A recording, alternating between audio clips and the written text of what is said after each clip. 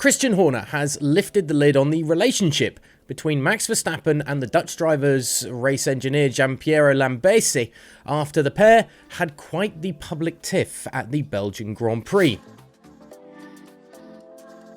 A number of times during the race, the pair were heard having rather biting comments to one another over the team radio, as Verstappen seemed to be getting frustrated with the man on the pit wall, snapping back that he can't see the weather radar when asked if he wanted to box, and replying to Lambiase, "Are we both doing it?" when he was told to use his head during the race.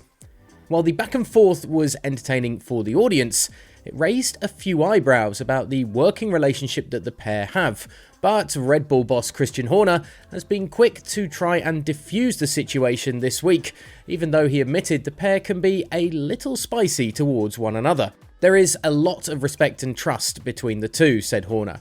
"If you want to be Verstappen's engineer, you have to come from good homes. He is a tough customer.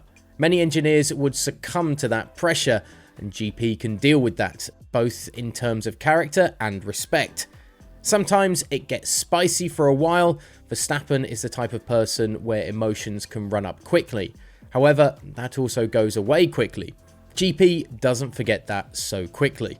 It doesn't seem like Verstappen will have to worry too much about anyone else battling with him on track this season, with the Red Bull winning at a canter in Belgium and the reigning champion holding a commanding lead in the standings.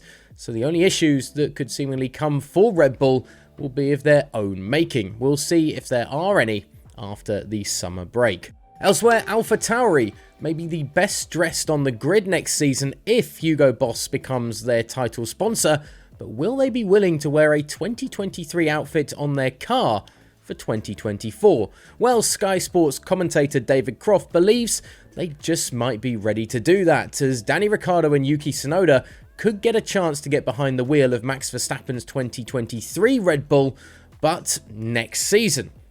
AlphaTauri are on the rebrand for next year, with the famous fashion name Hugo Boss apparently lined up to take the title sponsorship of the team for next year. But more important to the team might be what they look like on track, with the idea that Red Bull Racing's sister crew could use a modified RB19 as their car for next season, at least according to Croft, as he spoke on a Sky Sports podcast, affirming almost the plan laid out by Dr. Helmut Marko that AlphaTauri will follow Red Bull Racing as far as the regulations will allow. There are lots of reports that the plan is, under whatever name they're going to be, maybe Toro Rosso once again, that they run this year's Red Bull next year, said Croft.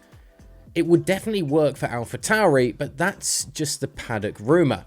Now, there would be some raised eyebrows, of course, especially from the cars in the middle of the field right now, if AlphaTauri was suddenly right towards the front of the field in a suspiciously similar car to Red Bull's from a so far dominant 2023 season. Cue the off-track squabbling and rule nitpicking to work out what is within the regulations and what isn't, but at least it will give Danny Ricciardo the chance to step into a Red Bull once again.